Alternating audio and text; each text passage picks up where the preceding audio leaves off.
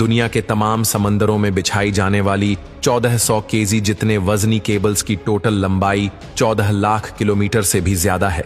इतनी ज्यादा कि अगर इन केबल्स को हमारे सोलर सिस्टम के तमाम प्लैनेट्स और उनके मून्स के आसपास लपेटा जाए तो फिर भी इतनी केबल बच जाएगी कि वो अर्थ का दोबारा से एक गोल चक्कर लगा सके।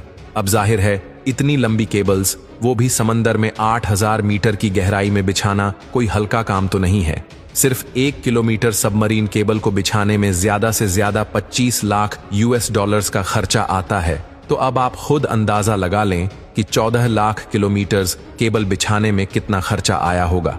लेकिन इससे भी बड़ा सवाल ये है कि समंदर के बॉटम पर इंटरनेट केबल को अगर शार्क काट ले तो उसको ठीक कैसे किया जाता है, और ये पता कैसे चलता है कि हजारों मील के समंदर में केबल कहां से टूटी है।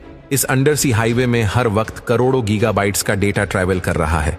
इसका मतलब है कि ये हाईवे भी काफी चौड़ा होगा, यानी ये केबल्स एक आम घरेलू फाइबर ऑप्टिक केबल से ज्यादा मोटी होगी। पर ऐसा नहीं है। देखने में ये येलो और ब्लैक केबल एक हौज पाइप जितनी मोटी है, लेकिन असल में इसके बीच से गुजरने वाली फाइबर ऑप्टिक केबल बाल जितनी पतली है। तो अब सवाल उठता है कि इतनी पतली तार के बीच से इतना ज्यादा डेटा कैसे भेजा जाता है। इस बाल जितनी वायर को फाइबर ऑप्टिक का कोर कहा जाता है, जो कि ग्लास या फिर प्लास्टिक से बना होता है। इसके बीच से लाइट गुजरती है जो डेटा को छोटे छोटे पैकेट्स में लेकर ट्रैवल करती है। सबसे पहले कंप्यूटर में मौजूद डेटा को इलेक्ट्रिकल सिग्नल से लाइट सिग्नल में एक ट्रांसमीटर की मदद से कन्वर्ट किया जाता है। ट्रांसमीटर ये काम लेजर लाइट के जरिए करता है। ये लाइट सिग्नल पल्स की सूरत में ट्रांसमिट या भेजा जाता है, जिसके सिर्फ 2 ही पार्ट्स होते हैं, वंस और जीरोस। लाइट पल्स 1 को जाहिर करता है और जब कोई पल्स नहीं होता तो वो 0 को जाहिर करता है। इन पल्सेस को एक जगह से दूसरी जगह लेकर जाना कोर का काम होता है, जिसके बीच लाइट ट्रैवल करती है। इस कोर के बाहर एक लेयर होती है जिसको क्लैडिंग कहते हैं, और ये लेयर लाइट को कोर से बाहर निकलने से रोकती है। अगर लाइट कोर से बाहर निकलने की कोशिश भी करेगी तो क्लैडिंग उसको वापस कोर के अंदर ही बाउंस बैक करवाता है। इस प्रोसेस को टोटल इंटरनल रिफ्लेक्शन कहा जाता है। अब ज्यादा फासले पर यह लाइट सिग्नल वीक हो जाता है, जिसके लिए हर 100 किलोमीटर के बाद एक रिपीटर लगाया जाता है जो लाइट सिग्नल को बूस्ट कर देता है। इसी पार्ट को पूरा करने के लिए कोर और क्लैडिंग के ऊपर कॉपर की एक लेयर चढ़ाई जाती है, जिसमें 10,000 वोल्ट का डीसी करंट भेजा जाता है। क्योंकि ओशन के बीच कोई पावर सोर्स तो होता नहीं, इसीलिए इन एम्पलीफायर को पावर देने के लिए कॉपर लेयर से गुजरने वाला करंट काम में लाया जाता है। फाइबर ऑप्टिक केबल एक से ज्यादा सिग्नल्स भी एक साथ ट्रांसमिट करने की सलाहियत रखती है। इस टेक्निक को वेवलेंथ डिवीजन मल्टीप्लेक्सिंग कहा जाता है। अलग अलग कलर्स की लाइट्स को एक साथ फाइबर ऑप्टिक्स से गुजारा जाता है और हर एक कलर की लाइट में अलग अलग डेटा पैकेट्स होते हैं। जैसा कि आप जानते हैं कि speed of light 1080 million kilometres per hour होती है, यानी ये डेटा एक जगह से दूसरी जगह स्पीड ऑफ लाइट से पलक झपकते ही पहुंच जाता है।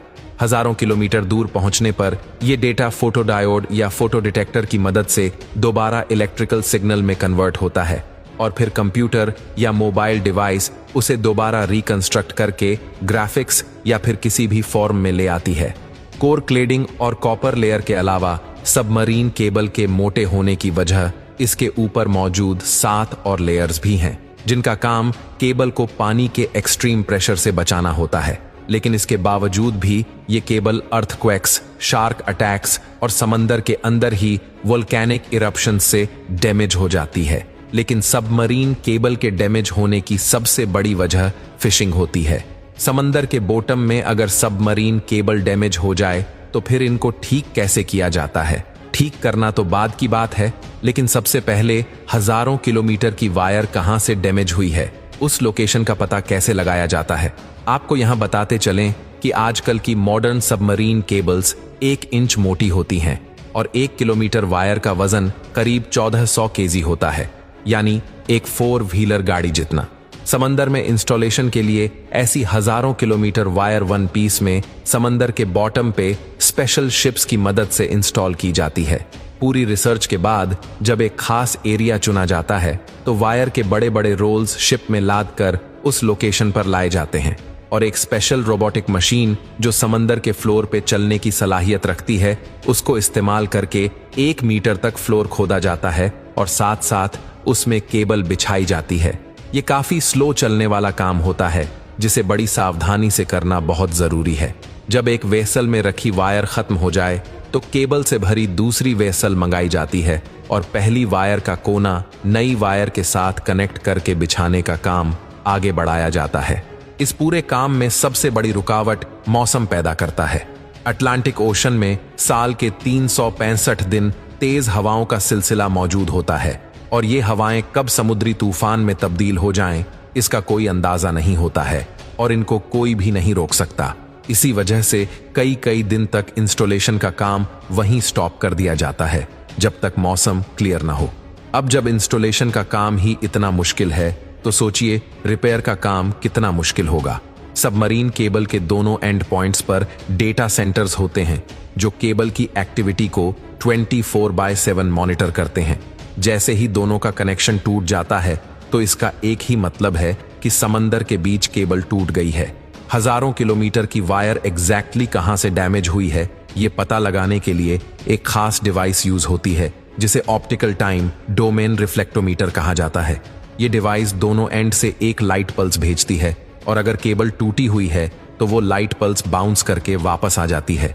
वापस आने वाला पल्स कितनी देर में वापस आया और सिग्नल की मजबूती कितनी बची है, इससे अंदाजा लगाया जाता है कि एग्जैक्टली कितने किलोमीटर्स के बाद केबल में डैमेज है। यही प्रोसेस दोनों एंड से किया जाता है और वेरीफाई किया जाता है कि दोनों की लोकेशन एक ही है कि नहीं।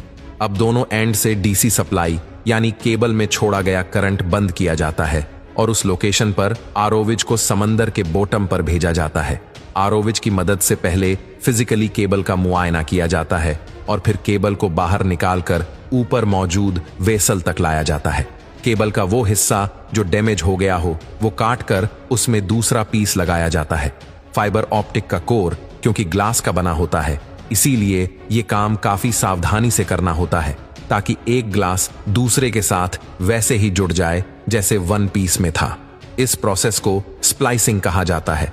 अगर केबल कम पड़ रही हो या समंदर का बॉटम काफी ज्यादा नीचे हो तो पहले एक हिस्से को ऊपर उठाया जाता है, उसमें दूसरी एक्स्ट्रा वायर जोड़कर दोबारा नीचे बिछा दिया जाता है। फिर यही प्रोसेस टूटी हुई वायर के दूसरे एंड पे भी किया जाता है।